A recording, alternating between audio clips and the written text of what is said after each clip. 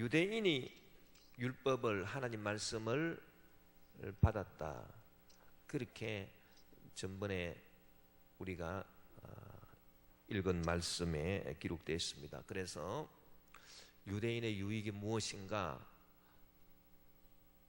먼저 그들이 하나님의 말씀을 받았다는 것이다. 율법을 받았다는 것이다.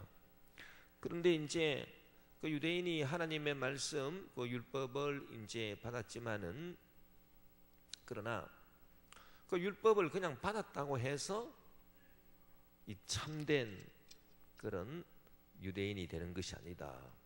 그 표면적 유대인에 불과하다. 껍데기 유대인에 불과하다는 것입니다. 율법을 지켜야 진짜 유대인, 알맹이 유대인, 이면적 유대인이 되는 것인데, 이제 이스라엘 백성, 이스라엘 민족 유대인들은 하나님 말씀을, 율법을 받았지만은, 그러나 율법을 지키지를 못함으로, 그러니까 뭡니까? 이제 껍데기 유대인에 불과하다는 것입니다. 알맹이 유대인은 아니라는 것입니다. 그래서 표면적 유대인, 표면적 껍데기 유대인에 불과하고 이면적 유대인, 알맹이 유대인은 아니다. 그러면 누가 알맹이 유대인이냐, 누가 이면적 유대인이냐? 그것은 마음의 할례를 받아서 이렇게 심령으로 새롭게 되고 마음의 할례를 받아서 하나님을 섬기는 자. 그러니까 형식적으로 뭐 육체의 할례를 받고 형식적으로 뭐 율법을 우리가 가졌다 자랑하고 그러는 사람들이 아니고요, 이렇게 마음의 할례를 받아야 된다. 그래서 지은 죄악을 예수 그리스도에게 와가지고 용서해 달라고 기도하고 제사함 받고, 그래서 마음의 할례를 받고 또 진심으로 주님을 따르는 그와 같은 믿음, 그와 같은 믿음을 가진 자가 참 알맹이 유대인이다. 진짜 하나님의 백성이다. 구원받은 하나님의 자녀다. 이제 그런 이제 말씀을 전번 시간에 이제 우리가 배웠습니다. 그래서 사도 바울은 우리 예수 믿는 이 신앙을 이렇게 마음의 진실의 차원으로 끌어내렸다는 것입니다. 그 육체의 어떤 형식의 차원이 아니고 마음의 진실의 차원으로 끌어내렸다. 그래서 우리 기독교는 사도 바울에 의해서 심령의 종교, 그래서 양심의 종교, 진실의 종교가 되는 것입니다. 그런데 많은 다른 종교가 이 마음의 종교, 진실의 종교가 되지 못하고 형식의 종교, 거칠의 종교, 우상의 종교가 됩니다. 특별히 미신이 그렇습니다. 미신. 여러분 무당 앞에 가가지고 복채 내놓고 뭘 빌 때요, 무당이 여러분 보고 지은 죄를 회개하십시오, 양심에 어긋난 거 있으면 회개하십시오, 그렇게 말한 적 한 번도 없습니다. 그냥 복채만 많이 내놓으면 산신령의 노함이 사라지고 뭐 무슨 할매가 이제 벌주를 하다가 벌 안 주고 뭐 그런 걸. 그러니까 이 마음의 진실하고는 전혀 관계가 없어요. 예? 그러니까 그 적어도 이 종교라고 하는 거는요, 종교라고 하는 것은 이렇게 마음의 차원으로 들어와야 이게 진짜 종교가 되는 거예요. 마음의 차원으로 들어오지 못하고 그냥 이 형식에 머무르고 육신의 차원에 있으면 그거는 진짜 알맹이 종교가 아닙니다. 그건 미신인 것입니다. 그래서 이제 마음의 차원으로 이렇게 진실의 차원으로 들어왔다. 우리가 이제 전번에도 그런 공부를 했습니다만은 그 뭐 율법이 있든 없든 그게 중요한 게 아니라는 거예요. 율법을 받았든 안 받았든 그게 마음의 차원으로 들어오기 위해서 이렇게 율법을 지키는 사람은 이렇게 마음의 차원에 들어왔기 때문에 율법을 지키는 것 아닙니까? 마음의 차원에 들어와서 그 이제 권고함을 받고 야 내가 정말 새로워져야 되겠다 그렇게 생각하기 때문에 율법을 지키는 것이고, 율법을 받기는 받되 이 유대인들처럼 율법을 받기는 받되 마음의 차원으로 들어와 가지고 그 율법이 그 마음을 감동시키고 감화시키지 못한 그런 사람들, 그냥 형식적으로 그냥 율법을 받기만 한 사람들은 우리는 율법을 받은 사람들이다 뭐 자랑만 하지 이렇게 마음으로 그 율법에 설복이 안 됩니다. 그 마음으로 그 율법을 따르지 아니하니까 율법을 행하겠습니까? 율법을 다 지켜 행하지 않습니다. 율법을 지키는 채 하는 것이지. 그러니까 이제 율법을 받은 사람도 좌우지간 마음으로 들어와가지고 마음으로 들어와서 그 율법의 감동을 받고 율법의 감화를 받아가지고 그 마음이 이렇게 율법을 따르게 되면 그 율법을 실천하는 사람이 되는데, 그 유대인들은 그렇게 하지 않았다는 것입니다. 그러니까 진짜 유대인이 아니라는 것입니다.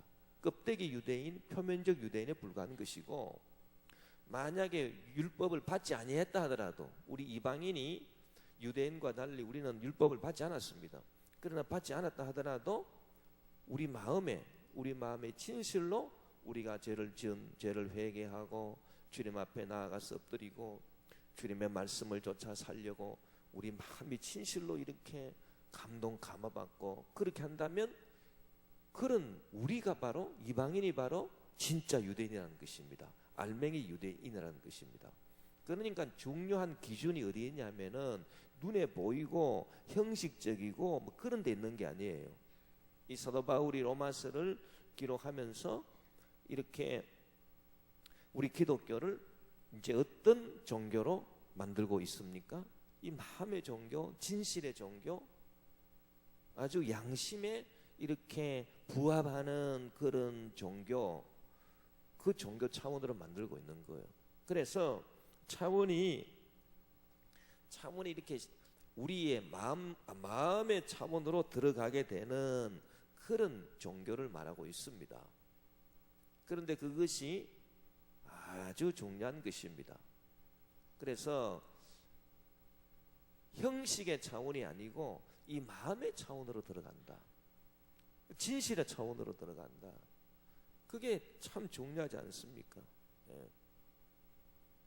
그게 왜 중요합니까? 그게 바로 우리 사람의 본질이 양심이라는 것. 그래서 내가 나에게 심판관이 된다는 것, 이게 바로 마음의 차원 아닙니까? 마음의 차원에 들어가면은 누가 심판이 됩니까? 내 마음에서는 누가 심판이 됩니까? 내가 나에 대해서 심판관이 되는 것입니다. 이게 바로 마음의 차원, 양심의 차원. 이게 바로 마음이요, 이게 바로 양심이다. 이게 바로 마음이고 양심이에요. 그래서 내가 나를 심판하는 그런 차원에 들어가 가지고 자기 양심에 그리낀 것이 있으면 주님 앞에 나와서 회개하는 것, 이게 우리 기독교인 것입니다. 이게 마음의 차원. 그런데 이제 그 마음의 차원이 아니고 이제 뭐 육체의 차원이라든지 안 그러면 율법의 차원이라고 하는 것은 이건 마음이 전혀 동하지 않는 거예요. 뭐 마음으로 뭐 율법을 뭐 이렇게 감동받고 감화받은 게 아니에요. 그냥 형식적인 거예요. 그래서 이 형식적인 것. 그래서 그냥 뭐 율법을 이렇게 지키지만은 그러나 마음이 가가지고 지키는 게 아니고 감동받아서 지키는 게 아니에요. 그냥 안 지키면 벌 받으니까 지키는 거예요. 여러분 세금 내고 싶은 분 손 들어 보십시오. 나는 막 세금이 나올 때를 기다려 가지고 세금 통지서가 딱 나오면 세금 통지서에 감동 감화를 받아 가지고 내가 내는 세금이 나라를 살리고 민족을 살리고 우리 지역 사회를 살리다 할렐루야 그러면서 막 세금 통지서 받고 막 마음에 이 심령에 그냥 감동을 받아 가지고 그렇게 세금 내시는 분 한 사람도 안 계시네. 여러분 법이라고 하는 것은 이 법이라고 하는 거는요 이렇게 심령이 따라서 지키는 게 없어요. 그래서 근데 안 지키면 세금 안 내면 나중에 과징금이 엄청나게 더 나오는 벌 받는다는 거예요. 그러니까 벌 안 받으려고 지키는 거예요. 그러니까 온전히 율법을 지킬 수가 없어요. 율법은 그럼 하나님이 우리한테 율법을 왜 주셨느냐? 하나님께서 유대인한테 율법 지키라고 준 게 아닙니다. 사실은 하나님의 큰 섭리 가운데서 보면요 하나님께서 유대인들에게 율법을 주신 것은 너희들이 얼마나 너희들이 내 법도를 율법은 하나님의 법입니다. 하나님의 법인데 너희들이 내 법을 마음으로 지킬 수 없다는 그 한계를 알라는 거예요. 그 한계를 알라고 그 죄를 깨달으라고 주신 것이 율법이에요. 그래서 율법은 하나님께서 우리 보고 지키라고 주신 것이 아니고 야 이런 율법 내가 어떻게 지키나? 하나님의 법인데 내가 지키기 싫구나. 정말 지키기 싫다. 그러니까 나는 누구냐? 죄인 아닙니까? 하나님의 법을 지키기 싫으니까요. 그러니까 내가 죄인인 것을 깨달아 알게 하기 위해서 주신 게 율법이에요. 예. 그래서 율법의 기능이라고 하는 것은 우리가 죄인이다. 하나님의 법인 이 율법을 내 마음으로 지키고자 하지 않기 때문에 내 마음으로 그거를 환영해서 감동받고 감화받아 가지고 하나님의 법을 내가 지키려고 하지 않기 때문에 나는 참 죄인이구나.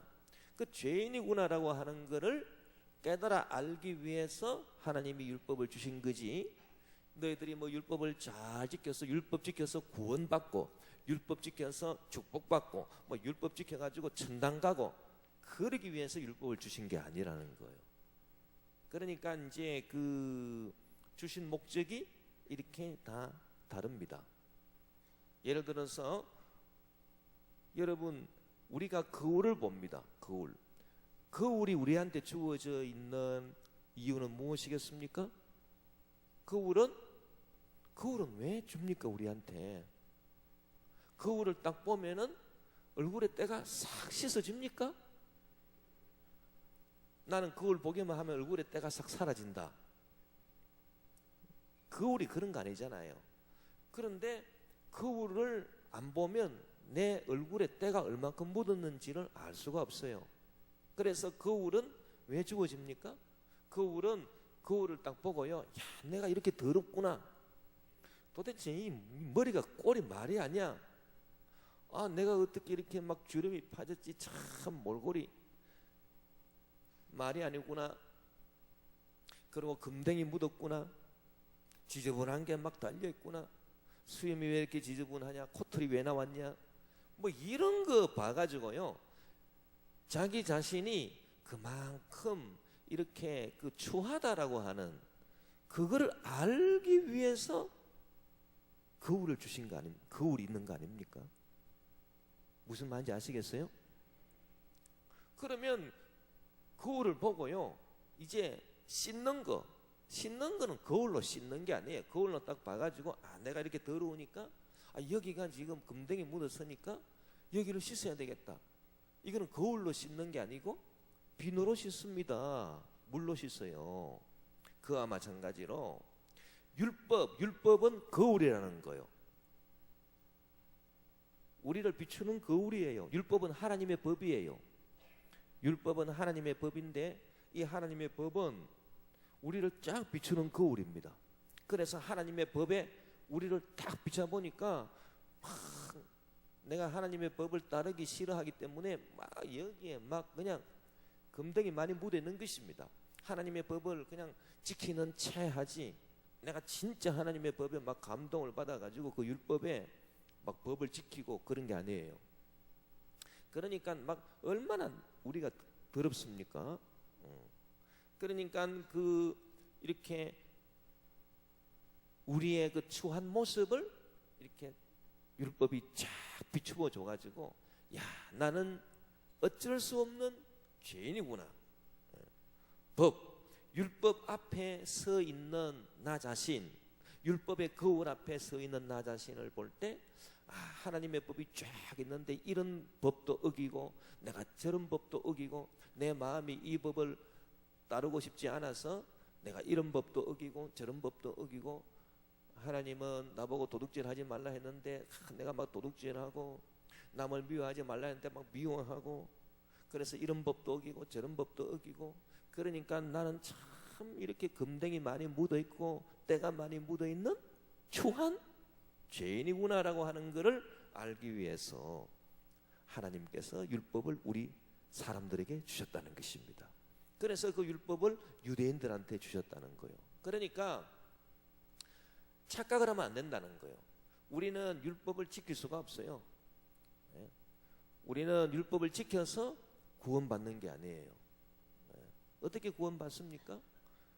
구원받는 것은 우리의 죄를 예수 그리스도의 보혈로 씻음으로써 구원받게 되는 것입니다. 그러면 율법이 무슨 소용이 있느냐 그렇게 말할 거 아닙니까? 예수의 피로 막 씻으면 되는데 무슨 율법이 필요한가? 근데 율법이 없으면 거울이 없어요. 어디를 어떻게 깎아야 될지 모르는 거예요. 코털이 이렇게 빚어 나왔는데 거울이 없으니까 보지를 못해. 그러니까 그걸 그대로 놔두고 있다고요. 그러니까 이거를 씻을 수도 없어요. 거울이 없어서. 그래서 하나님의 법, 율법도 필요한 줄 믿습니다. 그래서 예수님께서 오신 것이 율법을 없애려고 오신 게 아닙니다. 율법으로서 할 수 없는 것을 이제 우리가 그리스도의 보혈로 죄를 씻는 것. 그래서 율법은 죄가 없다는 것이다. 그러니까 하나님의 유대인에게 주신 율법 가운데 가장 중요한 법이 10계명 아닙니까? 10가지 계명. 이 10계명을 왜 주셨냐요? 이 10계명을 딱 주셔가지고 우리가 이 10계명을 어긴 것들이 많기 때문에 우리가 얼만큼 죄인이다라고 하는 것을 깨달아 알기 위해서 우리에게 주신 것입니다. 그러면 이 계명을 어긴 죄는 어떻게 해결합니까? 그것은 십자가 보혈로 씻어서 해결하는 것입니다. 그래서 예수의 보혈로 씻어야 되는 것입니다. 그러니까 내가 얼마만큼 추한가, 내가 얼마만큼 죄인인가라고 하는 것을 알게 해주는 그 우리 율법이 있고요.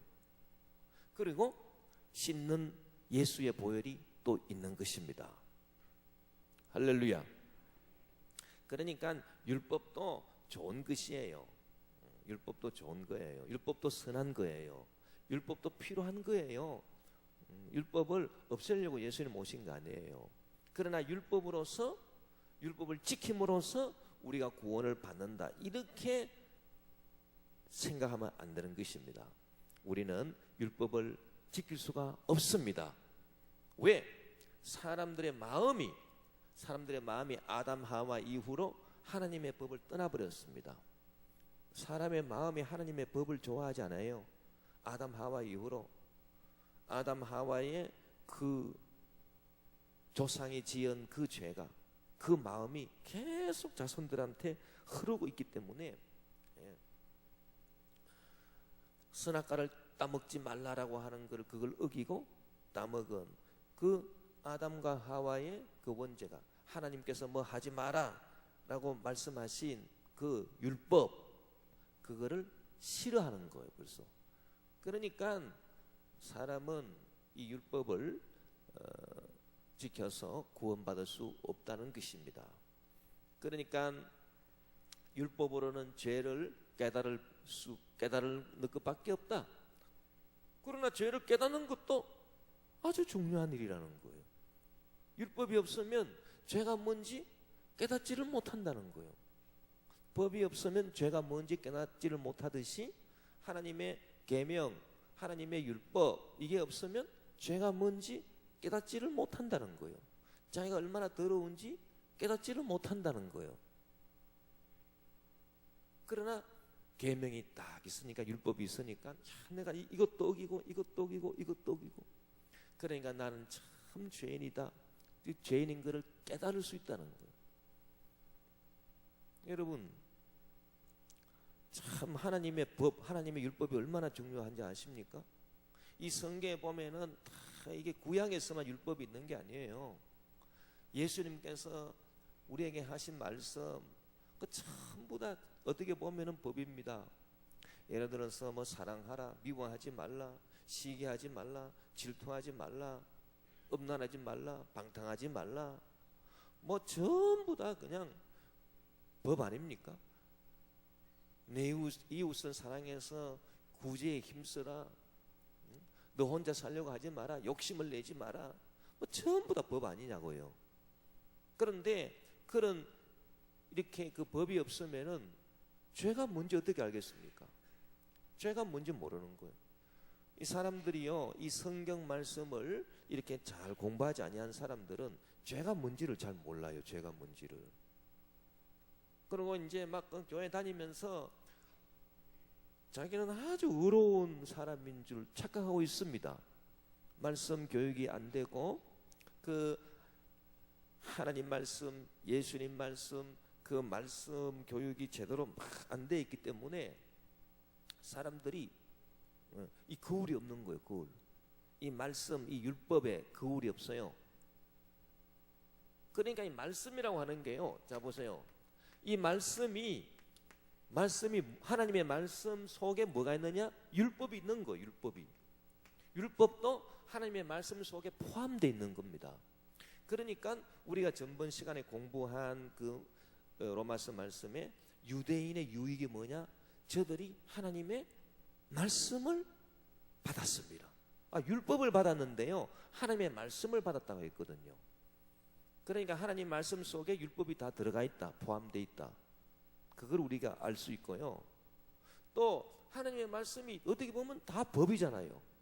뭐 이렇게 해라, 저렇게 살아라, 뭐 이렇게 행동해라, 저렇게 행동해라, 전부 다 법이지 않습니까?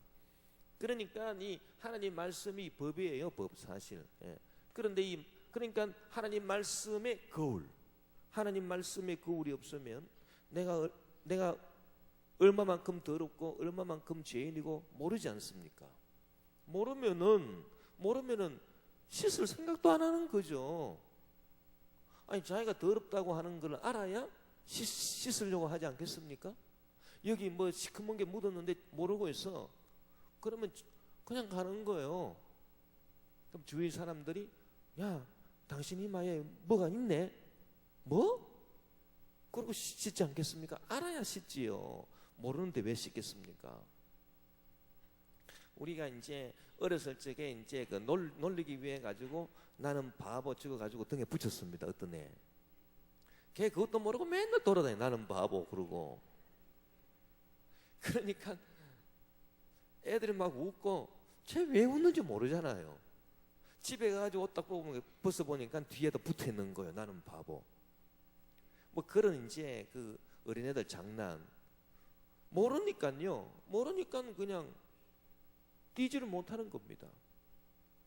그래서 하나님 말씀 율법이 없으면 죄를 씻을 생각도 안 하게 된다는 거예요. 그래서 우리가 이 하나님의 말씀, 이 율법, 하나님 말씀 이거 잘 알아야 돼요. 성경을 잘 이렇게 가르침을 받아가지고 내가 얼마나 참 이렇게 그 죄인인가라고 하는 것, 그것을 깨달아 아는 게 참 중요합니다. 그래서 이렇게 말씀 교육을 잘 받은 사람들은요, 주님 저는 죄인입니다. 저는 부족한 죄인입니다. 주님 아무리 내가 애쓰고 막 잘해보려고 막 하고 그리고 막 내가 교회에서 헌신하고 충성하고 내가 뭐를 하고 내가 뭐 헌금을 내가 교회에 뭐 얼마를 하고 내가 뭐 주의 일을 뭐 이 정도로 하고 뭐 맨날 뭐 꼭두 새벽에 일어나 가지고 교회 가 가지고 밤늦게 들어오고 뭐 온갖 내가 또 뭐 돌아다니면서 전도하고 내가 온갖 봉사를 하고 헌신을 하고 충성한다 하더라도 저는 죄인입니다. 그런 고백이 나올 수밖에 없습니다. 하나님의 말씀을 잘 공부한 사람들은 그 고백이 나올 수밖에 없어요. 그런데 하나님 말씀 아무것도 모르는 사람들이요, 막 자기가 뭐 된 줄 알고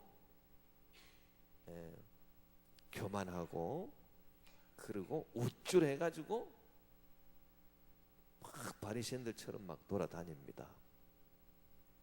그러니까 이 하나님 말씀도 얼마나 중요한가라고 하는 것을 알 수 있습니다. 그래서 율법도 중요한 것이다. 그래서 이렇게 그 율법이 아주 중요한 것이다. 율법도 제 기능을 다 해야 되는 것이다. 그러나 율법을 지킴으로써 우리가 구원받는 것은 아니다. 우리는 율법을 지키지 못한 그 죄를 우리 주 예수 그리스도 십자가 보혈로 씻음으로써 죄 용서받고 구원받게 되는 것이다. 할렐루야.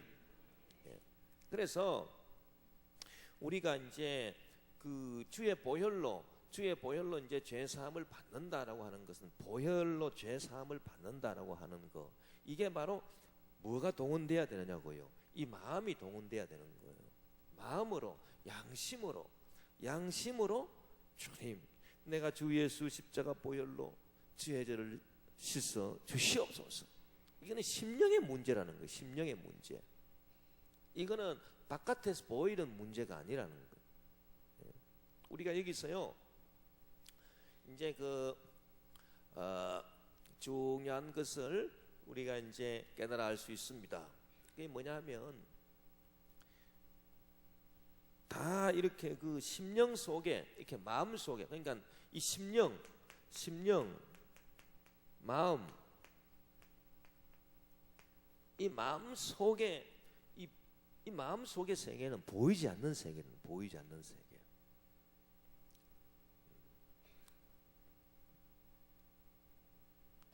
이 심령, 이걸 또 높여야 돼. 심령, 영혼, 마음, 뭐 다 같은 거예요. 다 뭐 보이지 않는 세계,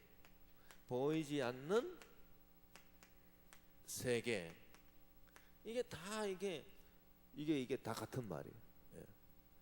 보이지 않는 세계가 마음의 세계요, 영혼의 세계요, 심령의 세계요. 그리고 이게 진실의 세계라고 하는 거예요. 겉으로는 누가 다가와가지고 안녕하십니까? 얼마나 고생하셨습니까? 속으로는 야 죽어라.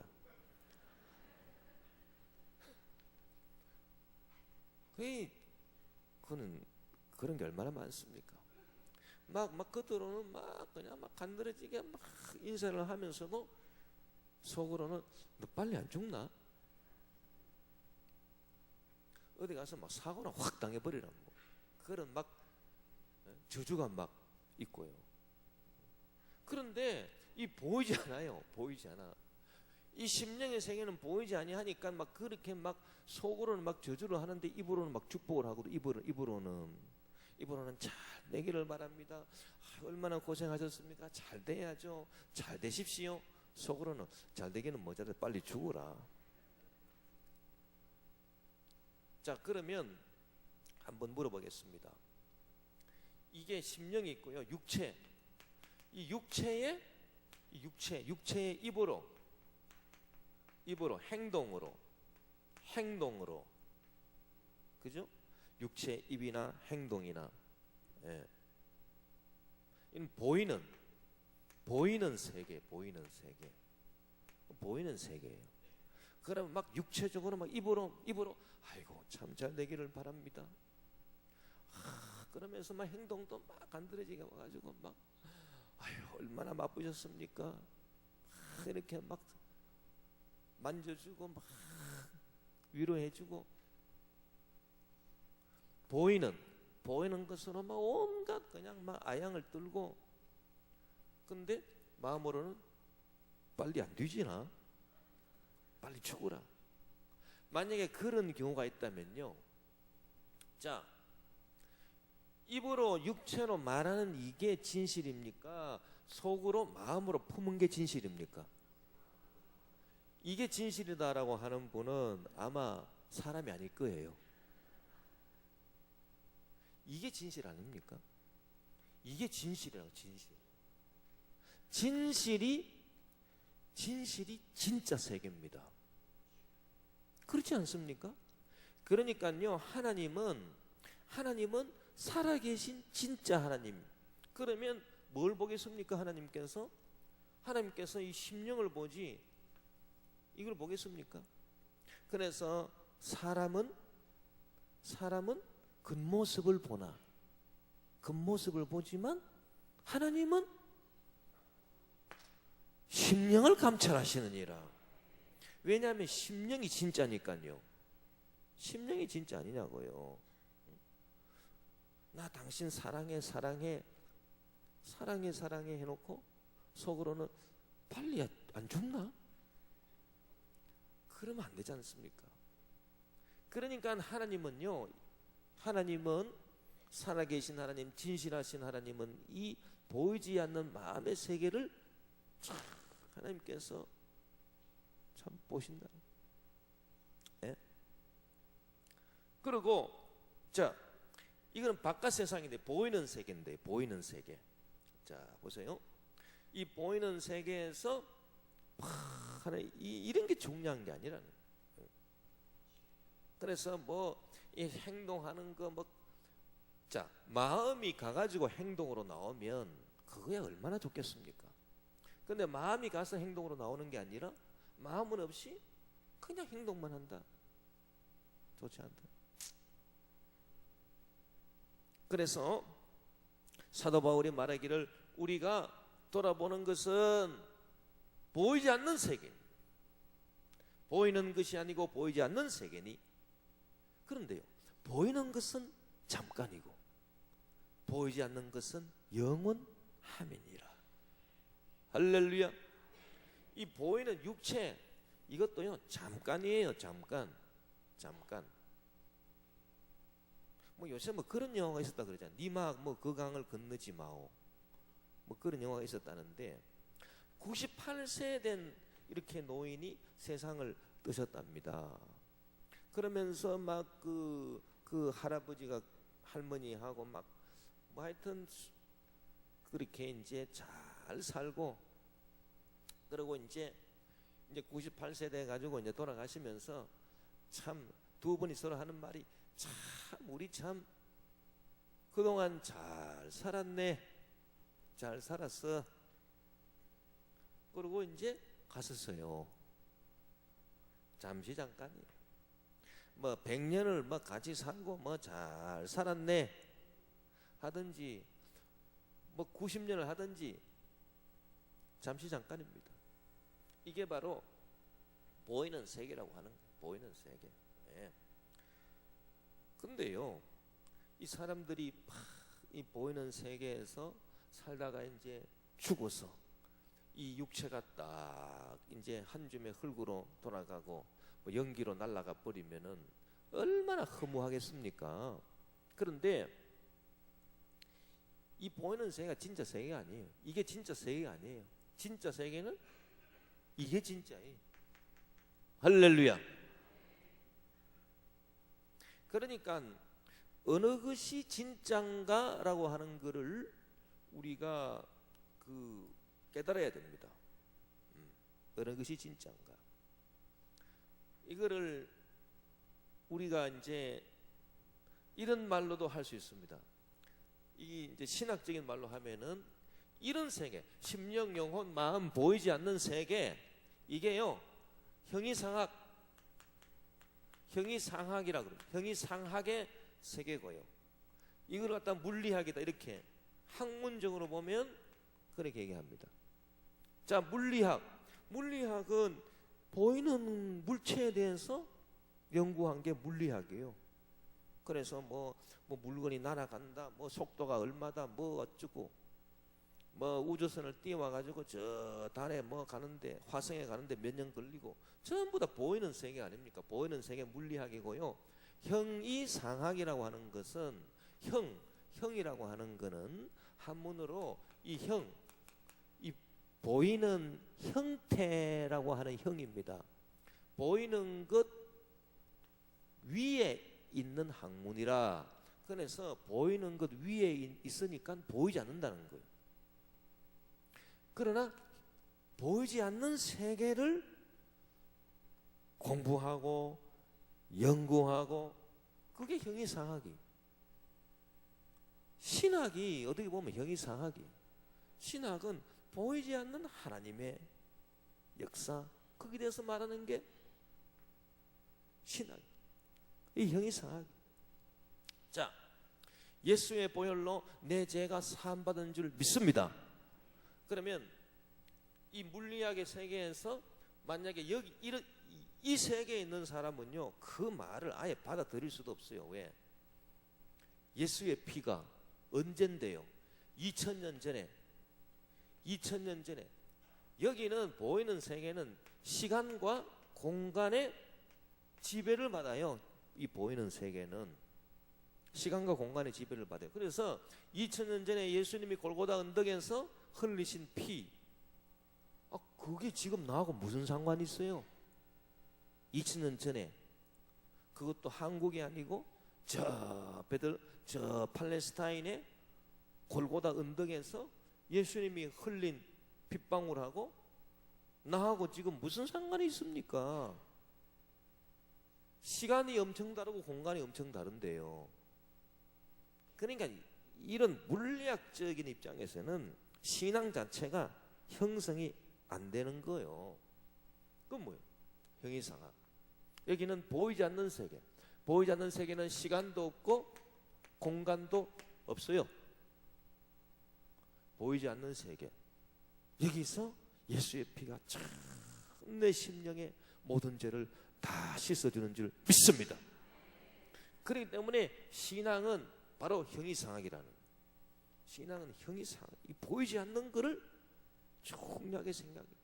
그래서 보이지 않는 내 마음의 진실, 이게 굉장히 중요한 거예요. 진실. 그래서 기도는 왜 하느냐? 기도는 누가 할 수 있느냐? 기도는 마음으로 믿는 사람이 기도할 수 있습니다. 진실로 믿는 사람이 기도할 수 있는 거예요. 이 진짜 믿음이 없으면 기도가 안 나오는 거예요. 그래서 우리는 이 형이상학의 세계에서 우리는 예수 십자가 보혈이 나의 죄를 씻은 줄 믿습니다. 시간을 초월하고 공간을 초월해 가지고 나에게 역사한 줄 믿습니다. 그리고 자, 마귀 역사. 여러분, 마귀 역사가요, 마귀 역사가 이게 가만히 생각해 보면, 마귀가 역사했다, 귀신이 역사했다. 마귀가 역사하고 귀신이 역사, 그게 바로 영입니다.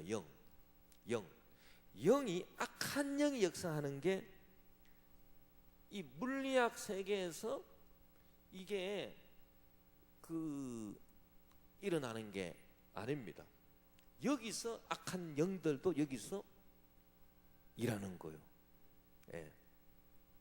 그런데요, 이런 거를 한번 여러분 생각해 보셨습니까?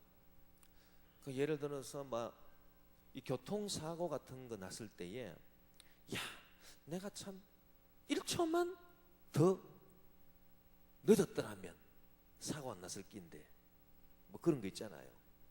내가 오늘 집에서 나올 때 그냥 면도한다고 그냥 한 1초만 더 했으면, 그러면은 내가 지금 이렇게 나오면서 사고 났겠나? 시간이 안 맞아가지고 사고 안 났을 텐데. 뭐 그런 생각 할 수 있겠죠. 예, 사람들이. 야, 정말 내가 좀 집에서 1분만 더 일찍 나왔더라면 사고 안 났을 텐데. 그 1분을 그 못 맞춰가지고 1분을 그냥 딱 해가지고 그냥 딱 사고가 나버렸구나. 그 보이는 세계에서 우리가 이렇게 생각할 거 아닙니까? 그런데요, 보이지 않는 세계에서 그 마귀는 이 시간과 공간을 초월해 버려요.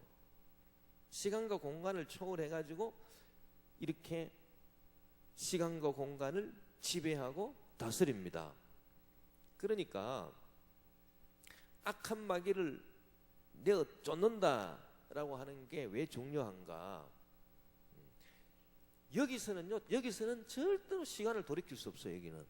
여기는 막 후회반자 때는 너저리 그래 되는 거예요.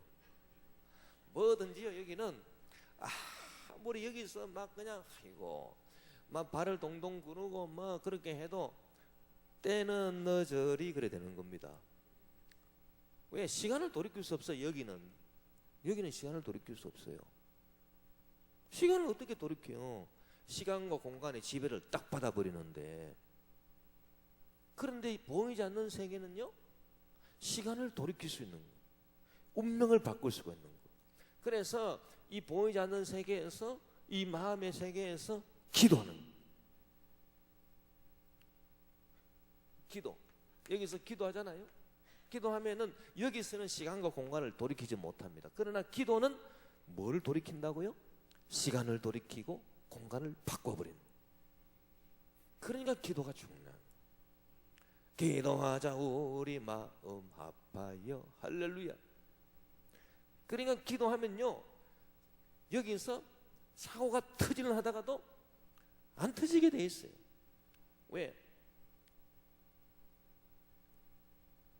이 기도는 시간을 움직이고 공간을 움직이기 때문에 시간을 다 바꿔버려요. 그래서 이 물리학의 세계, 이 보이는 세계, 이 육체나 행동이나 이 보이는 세계에서는 절대 시간도 바꿀 수 없고 공간도 바꿀 수 없고 시간과 공간에 딱 매여 있는 것입니다. 그러니까 뭐 아무리 막 후회가 돼도 어쩔 수 없어요. 이미 엎질러진 물이고 쏘아놓은 화살이다. 어떡하나 그렇게 되는 거예요. 그러나 여러분 딱 기도해 보세요. 기도하면 이 세계에서는 시간도 바꿀 수 있고 공간도 바꿀 수 있고. 왜? 시간과 공간의 지배를 받지 아니하니까. 2000년 전에 예수 그리스도 흘리신 피가 지금 나한테 오고요. 할렐루야. 앞으로 우리가 천국 갈 것이 이미 지금 우리한테 와 있고요. 할렐루야. 미래가 벌써 나한테 와 있고 과거가 나한테 와 있고 막 시간이 막 무사통과예요. 막 현재에서 과거로, 과거에서 현재로, 막 미래에서 현재로 막 왔다 갔다 해요. 여기는 보이지 않는 세계에서는. 믿습니까?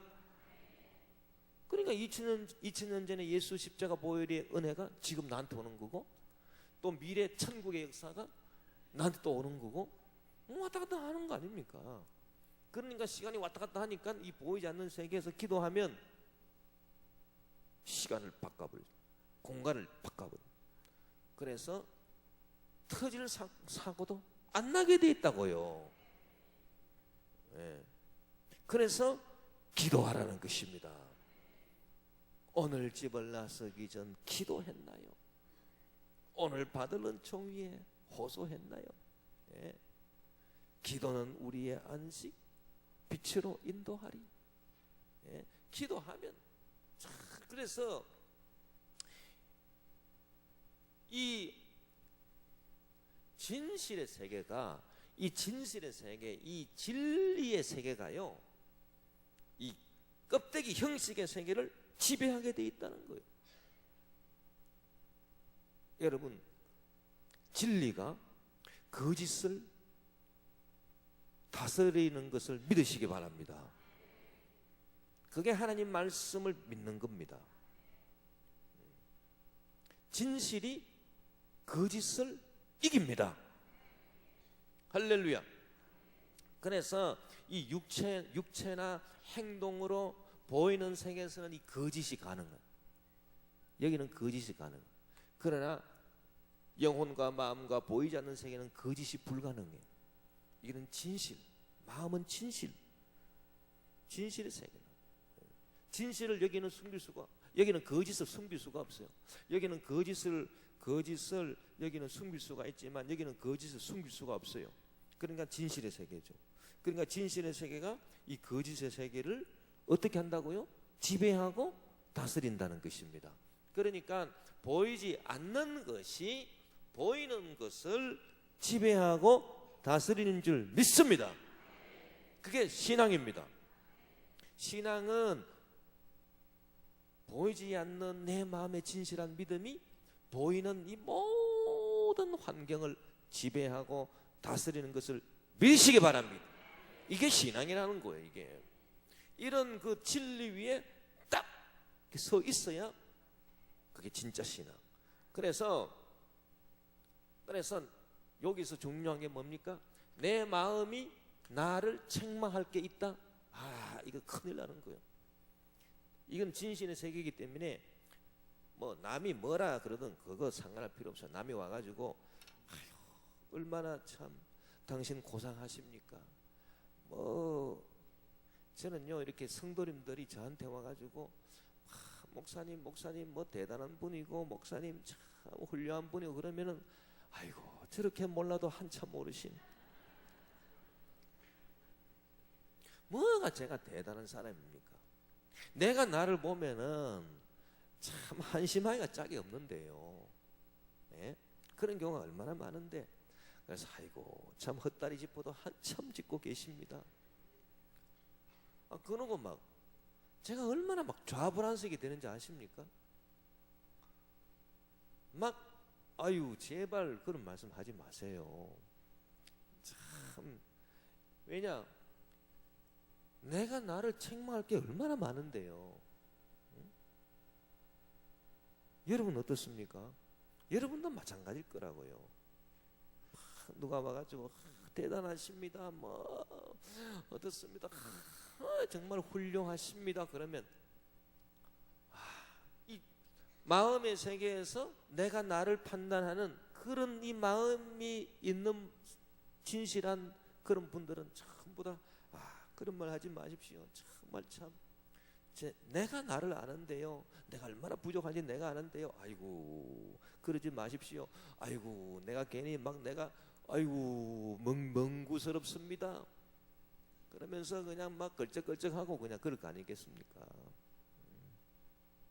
그런데 이 심령의 세계가 열리지 않은 사람, 형이상학의 세계가 열리지 않은 사람, 그런 사람은 누가 와서 막 그러면은 막 자기가 뭐나 된 줄 알고 그래 그거는 막 이 신앙이 하나도 안 열렸다는 얘기입니다. 그래서 내가 나를 책망하는 이 양심, 이 양심이 얼마나 중요하냐고요. 이 양심에서 어긋나는 게 있지 않습니까? 그러면 우리가 잠을 못 잡니다. 사실 잠 자서도 안 되고요. 회개해야 됩니다. 내가 내 마음이 나를 책망할 거 있으면 절대 안 된다는. 그래서 그 요한 1서 5장 4절에도 형제들아 내 마음이 나를 책망할 것이 없으면 우리가 하나님 앞에서 담대함을 얻느니라. 할렐루야. 그 얼마나 참 중요한 말씀입니까? 아니 내 마음이 나를 책망할 것이 없으면 하나님 앞에서 내가 담대함을 얻느니라. 그리고 무엇이든지 원하는 바를 그에게서 받나니. 하나님께서 우리한테 주신다. 할렐루야. 그래서 이 심령의 세계, 이 형이상학의 세계, 이게 얼마나 이게 중요한 것인가라고 하는. 그러니까 사람이 이렇게 이 행동으로 이제 여기는 이제 거짓이 많으니까 이 가식을 갖다가 전부 다 막 집어가지고 이걸 던져버려야 돼요. 그리고 마음의 진실로 들어가야 됩니다. 그래야 이게 수준이 확 올라가는 겁니다. 이게. 자, 바울이 우리 기독교를 이런 종교로 만들었습니다. 그래서 수준이 확 올라간 거예요. 이게 수준이 우리 사람의 그 이 질적 수준이 막 향상된 겁니다. 향상된 거. 그래서 어거스틴이 말하기를 네 속으로 들어가라 거기에 진리가 있느니라 그랬습니다. 네 밖으로 나가지 마라. 너의 심령 밖으로 나가면 이게 물리학의 세계다. 육체고 행동이고 막 보이는 그냥 온갖 그냥 가식된 것들, 그런 거기는 진리가 없다. 그러나 네 속으로 들어가라. 네 심령 속으로 들어가라. 거기에 진리가 있느니라. 거기에 하나님이 계시느니라. 하나님 성령이 저와 여러분 심령 속에 들어와 계시는 줄 믿습니다. 그래서요, 이 심령 속에, 내 심령 속에 하나님이 막 들어와 계시기 때문에 심령 속에 들어와 계신 하나님을 내가 내 속에서 만나야 되는 거예요. 만나고 이게 변화를 받는 거예요. 그게 진짜 변화다. 자, 우리가 이렇게 해서 이 보이지 않는 세계, 보이지 않는 세계가 진짜라, 보이는 세계는 가짜라 그랬습니다. 그러면 이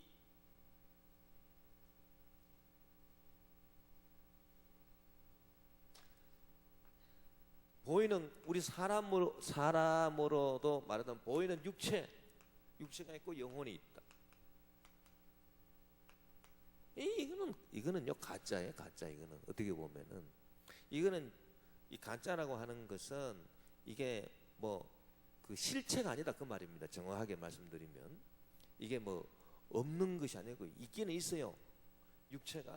우리 육체가 있지요. 육체가 다 있잖아요. 근데 육체가 항상 변합니다.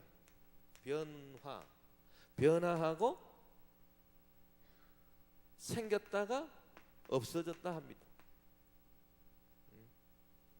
아까 그 98세 된 할아버지, 그분 육체는 이제 없습니다. 그러나 영혼은 있다. 그래서 이 영혼을 육체보다 더 고귀한 것으로 생각해야 됩니다. 여러분, 사람과 사람과의 관계에 있어서 인간관계를 여러분 잘 이렇게 승리하는 비결은 이 사람을 육체로 대하면 안 되고 사람을 영혼으로 대해야 됩니다. 영혼으로 대해야 됩니다. 자, 그와 마찬가지로요, 모든 물체에도 이 보이는 것, 보이지 않는 것 있는데, 보이는 것은 진짜가 아니고 보이지 않는 게 진짜입니다. 보이는 것은 진짜가 아닙니다. 예를 들어서 이거를 이제 그 우리가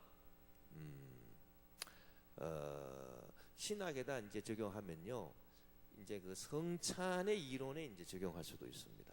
성찬의 이론 가운데 뭐 화채설, 뭐 공채설, 뭐 그다음에 또 뭐 기념설, 뭐 여러 가지로 이제 그 우리가 이제 성찬을 해석할 수 있는데요.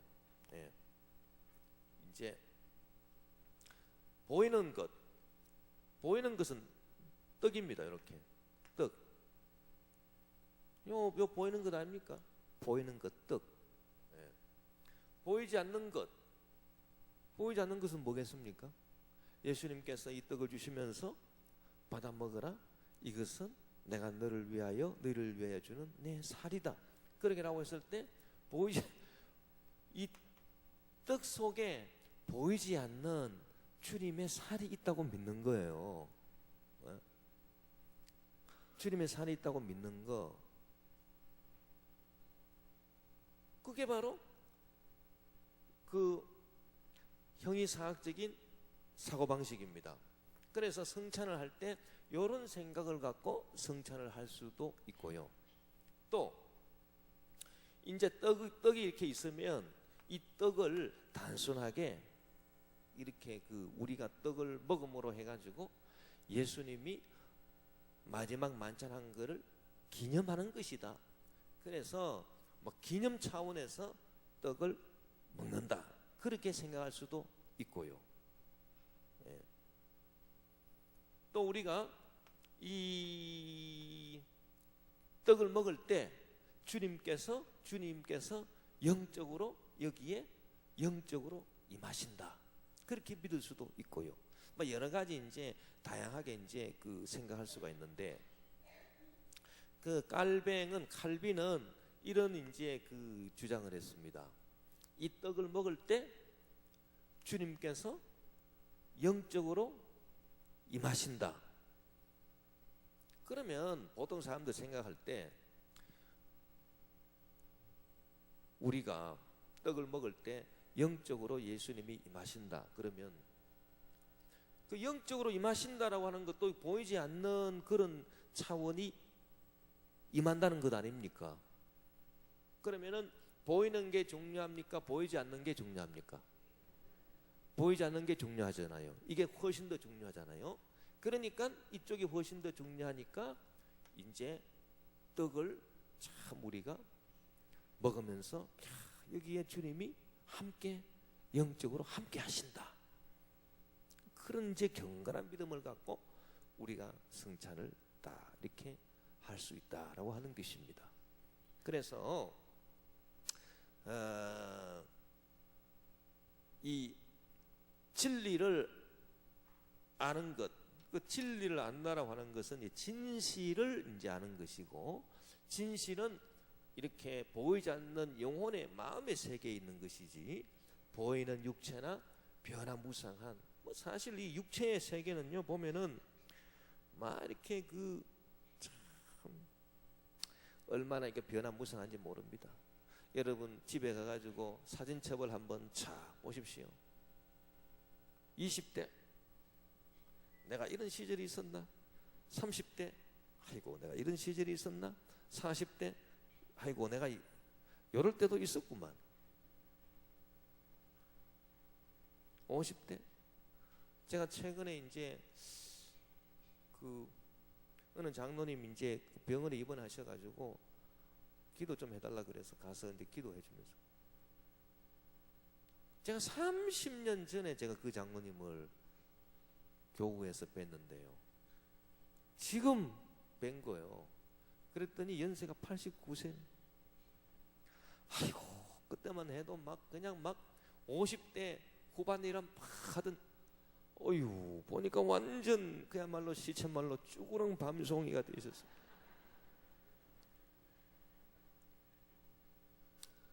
그런데요 그 30년 전이 어제 같은데 벌써 그렇게 돼버려. 야 참 그거 보면은 이 육체가 뭐가 그렇게 대단한 것입니까? 그래서 이거 뭐 참 그래도 그 육체를 갖다가 끝까지 한번 어떻게 좀 해보려고 그렇게 막 수술을 해가지고 뭐 땡기고 붙이고 뭐 한다고 하는데 뭐 해보려면 해보십시오. 그런데 결론은 마찬가지. 해봤자 별 볼 일 없는 거예요.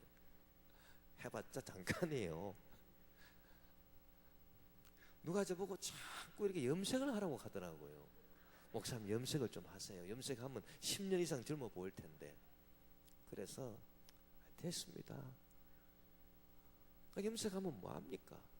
그 뭐 그냥 막 근데 염색 안 하는 목사님들 한 번도 없더라고. 다 막 염색하는 거예요. 뭐 염색하라고. 제가 아이고 염색하면서 그냥 막 그 약 흘러내리고 아우 나 그거. 그래서 차라리 내 기도하겠습니다. 기도해가지고 하나님 이게 완전 그냥 진짜 안 보기 싫을 정도로 그래 좀 이렇게 좀 해주십시오. 그럼 하나님 알아서 해주실 거 아닙니까? 그게 낫지. 무슨 그거를 뭐 간불안정 하겠다고 그냥 그거를 막 그냥 염색을 하고 그래봤자지 잠시 잠깐이죠. 뭐가 달라지겠어요? 그 육체는 별 볼 일 없는 거라고 이거는. 예. 그러니까 우리가 이제 이 진리는 보이지 않는 영적 세계에 있다. 이게 왜 중요한가 하면요. 예. 오늘 말씀을 보니까 자 모든 사람이 이제 다 죄 아래 있다. 율법을 받았거나 안 받았거나 하나님의 법, 율법을 지킬 수 없고 율법은 우리가 죄인이다라고 하는 것을 깨닫게 하기 위해서 준 거라 그랬습니다. 모든 사람이 다 죄 아래 있다 이미 선언했습니다. 기록된 바 의인은 없나니 한 사람도 없습니다. 그런데요, 이 의인도 없나니 한 사람도 없다라고 하는 것을 이렇게 어떻게 제일 먼저 한 말이 깨닫는 자도 없고 그 다음에 하나님을 찾는 자도 없고 다 치우쳐 함께 무익하게 되고 선을 행하는 자가 없나니 하나도 없도다. 그렇게 설명을 했거든요. 그러니까 모든 사람이 다 죄 아래 있는데 이 죄악의 구체적인 내용을 첫째, 둘째, 셋째 이렇게 이제 나누어 가지고 첫째로 깨달음이 없다 그랬습니다. 깨닫는 자가 없다. 잠언 10장 21절에 의인의 입술은 여러 사람을 교육하나 미련한 자는 지식이 없어 죽느니라. 그때 지식이라고 하는 것은 바로 이 형이상학의 지식을 말하는 것입니다. 이 지식이 없어요. 이 진실에 대한 진리에 대한 지식이 없습니다. 그러니까 깨닫는 자가 없다는 거고, 호세아 4장 6절에도 내 백성이 지식이 없으므로 망하는도다. 내가 지식을 버렸으니 나도 너를 버려 내 제사장이 되지 못하게 할 것이고 내가 내 하나님의 율법을 잊었으니 나도 내 자녀들을 잊어버리리라. 자, 내 백성이 지식이 없어 망하는도다. 그 지식도 결국은 이 하나님의 말씀에 대한 지식, 이 형이상학적인 지식을 말하는 것입니다. 이런 지식이 없으면 깨달음이 없다는 거예요. 깨달음이 없으면 사람은 망하게 되어 있습니다. 그래서 제일 중요한 게요, 우리가 신앙생활할 때 제일 중요한 게 순서가 깨달아 아는 것, 깨달아 아는 것, 이게 첫 번째 이게 제일 중요해요. 이게 제일 중요합니다. 예. 그래서 여러분 우리가 신앙생활 할 때 날마다 이렇게 깨달아 가지고 이렇게 그 하나님 말씀의 지식 깨달아 아는 거기에 그 지식에 자꾸 성장 자라가게 되시기를 바랍니다. 그래서 깨달아 아는 것이 없으니까 그 다음에는 뭐가 나옵니까? 이게 깨달아 아는 것이 없으니까 그 다음에는 행동. 어떤 행동? 하나님을 찾지 아니한다는 것입니다. 하나님을 찾지 않는 행동, 인간의 의지가 왜곡하고 타락이 되어서 하나님을 찾지 않는 그런 행동이 되고, 그러고 난 다음에는 어떻게 됩니까? 치우쳐서 무익하게 되었다. 이걸 현대어 번역해 보니까 진리에서 떠나 쓸모없게 되었다. 그렇게 번역을 했더라고요. 진리에서 떠났죠. 진리에서 떠나서 쓸모없게 되고, 공동 번역에 보니까 모두가 삐뚤어져. 세 번역에 보니까 곁길로 빠졌어. 그래서 무익하게 되었다. 그래서 곁길로 빠지는 것, 치우쳐 삐뚤어진 것, 이게 뭐냐? 그게 바로 하말티아라고 하는 헬라어 원어인데 그게 바로 죄라는 것입니다. 그래서 깨달음이 없어가지고 하나님을 찾지 아니하고,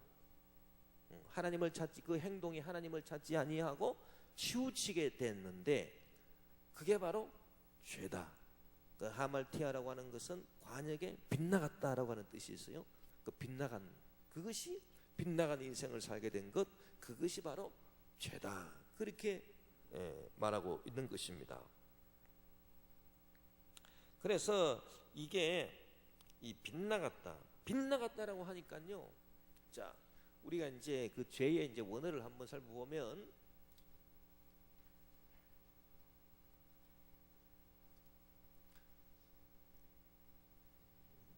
그러니까 순서가 무지.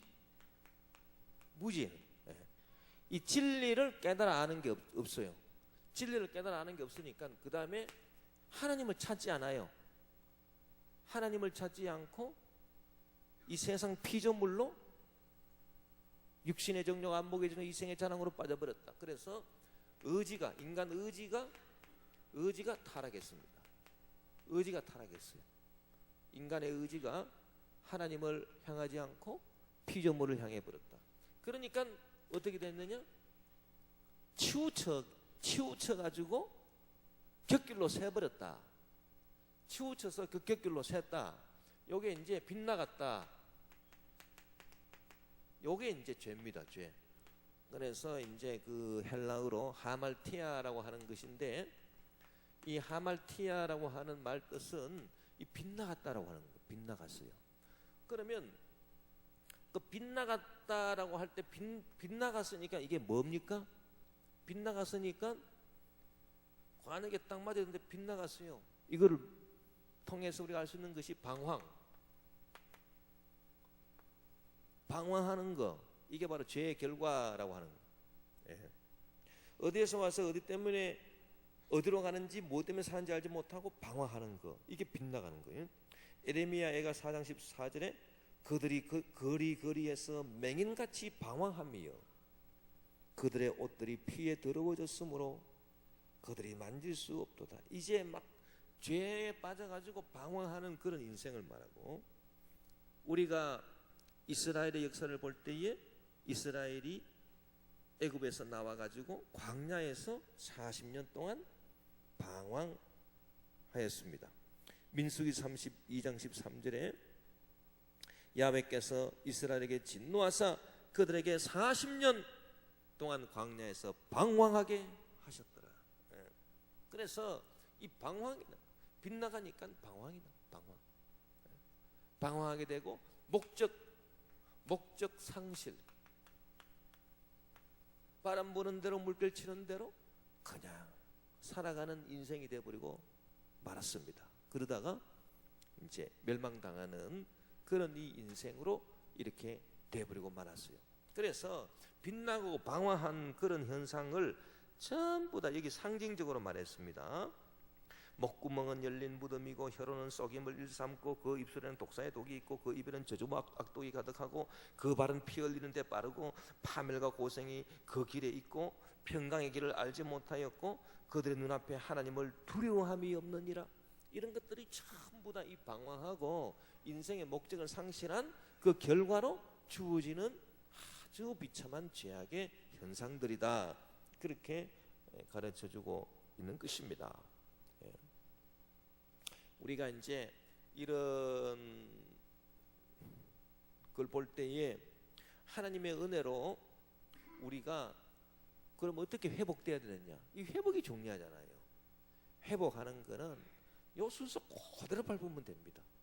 자, 깨달음이 없어.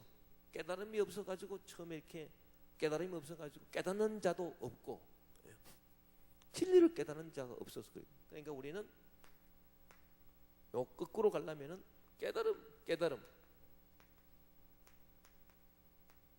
깨달아야 되겠다. 그 무지의 반대가 깨달음 아닙니까? 그 다음에 의지가 이제 어떻게 돼야 되겠습니까? 의지가 하나님을 다시 향해야 되겠다. 하나님을 찾는다. 하나님을 찾자. 하나님을 찾는 자도 없고 그랬잖아요. 두 번째 단계 여기서 깨닫는 자도 없고 하나님을 찾는 자도 없고, 그러니까 우리는 하나님을 찾자. 하나님을 찾고 그 다음에 하나님을 찾게 되면은 이제 방황하지 않는다. 방황하지 않고 목적이 분명하고 인생 목적이 분명하고 목적이 분명해지는 거예요. 목적이 분명해지고 나의 갈 길을 다 가도록 예수 인도하시니 할렐루야. 내 앞길을 환하게 보이도다. 그래서 이런 이제 세 가지 단계를 이렇게 요거하고 정반대로 이렇게 밟아 나가게 되는 것입니다. 이게 바로 신앙생활이에요. 그래서 처음에 이렇게 깨달음, 이 깨달음이 참 중요합니다. 우리가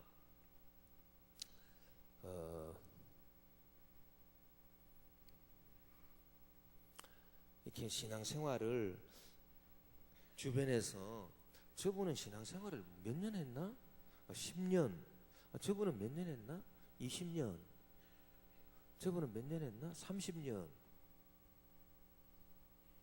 그런데요 10년하고 20년하고 30년하고 연조, 이렇게 연조는 막 가는데 아직도 요 단계부터 안 돼 있어요. 이 단계부터 아직도 깨달음이 없어요.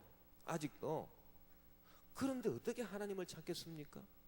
그런데 어떻게 목적이 분명하고 신앙생활을 할 수 있겠습니까? 지금 이 단계도 지금 안 돼 있는데요. 깨달음도 없는데요. 참, 그런데 그런 분들이 너무너무 많습니다. 예. 이 주의 종은 이제 그 영적 의사 아닙니까? 참, 영적 의사로서 이렇게 진단을 해보면요, 막 요 단계부터 없는 거야, 아예. 그래가지고 왜 또 깨달음이 없을까요? 깨달음이 없는 중요한 이유가 있습니다. 그것은 눈에 보이는 것들만 중요하게 생각해.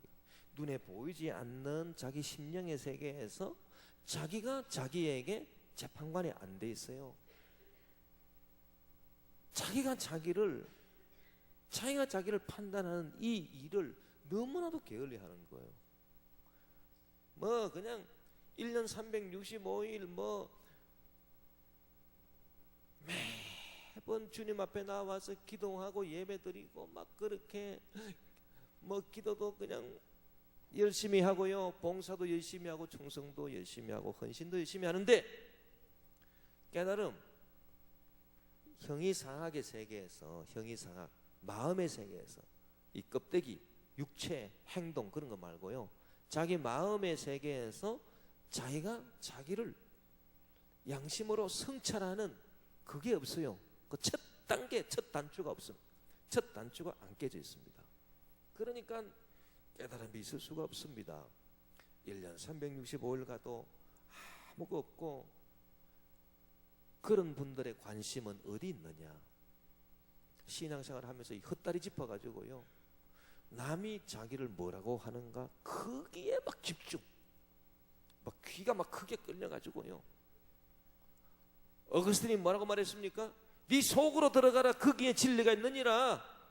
네 심령 속으로 들어가, 거기에 진리가 있어. 거기 형이상학의 세계, 보이지 않는 세계, 네 심령의 세계 속에서 네가 하나님을 만나고 너가 너 자신의 재판관이 돼가지고 남이 나한테 와가지고 목사님 참 목사님 훌륭하십니다, 무슨 그런 개딱지 같은 말을 하냐고요. 그런 게 지금 중요한 게 아니에요. 내가 지금 내 속에 들어와가지고 내가 내 심판관이 돼가지고 내가 하나님 앞에서 주님 나는 어떤 사람입니까? 나는 이러이러한 사람이 아닙니까? 내가 나를 이렇게 심판하는, 내가 나에게 율법이 된다 그랬습니다. 그 바울이 내가 나에게 율법이 되는 그 일을 한 번도 제대로 경험하지 못한 거예요. 그러니까 깨달음이 없습니다.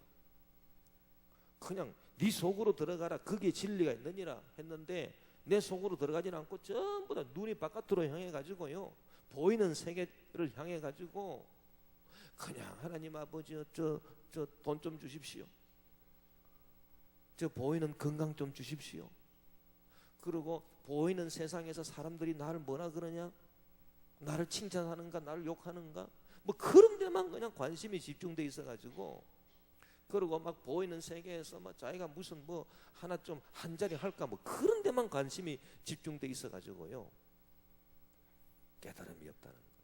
그 깨달음이 없으니까 어떻게 됩니까? 그러니까 아예 뭐 첫 단추부터 되지를 않는 겁니다. 하나님을 도저히 찾을 수 없습니다. 깨달음이 없는데 어떻게 하나님을 찾습니까? 뭐 깨달음 없이 하나님 찾는다라고 하는 것은 말도 안 되는 소리예요, 그건. 그래서 우리가 이 바울이 말한 이거를 잘 해야 됩니다. 의인은 없나니 하나도 없는데요, 그 단계가 첫째 깨닫는 자도 없고, 그 다음 두 번째 하나님을 찾는 자도 없고, 그 다음에 치우쳐 무익하게 되어서 죄를 지어서 선을 행하는 자가 없다, 이렇게 됐습니다. 그러니까 요 단계를 그대로 우리가 그냥 밟아가지고 깨달아야 되겠고, 그 다음에 하나님을 참 깨달음이 임하면요 하나님 찾게 됩니다. 주님 저는 왜 이렇습니까? 주여 저를 긍휼히 여겨 주셔가지고 내가 내 마음이 나를 책망하는 것 주님 용서해 주십시오. 이런 일을 용서해 주십시오. 주님의 보혈로 씻고 할렐루야 회개하고 그리고 하나님 찾는 거 아닙니까? 주님 저를 불쌍히 여겨주시고 저를 사용해 주옵소서. 그리고 인생 목적 나는 이제 주님의 영광을 위해 살겠습니다. 주님 역사해 주십시오. 그리 할 때 기적이 일어난다는 것입니다. 축복이 만드는 것입니다. 그리 할 때 우리 마음의 소원이 이루어진다는 것입니다. 그게 바로 신앙생활입니다. 이런 신앙생활로 계속 나아갈 수 있는 저와 여러분 되시기를 주의 이름으로 축원합니다. 우리 말씀을 생각하시면서 우리 주여 한번 부르고 통성으로 기도하겠습니다.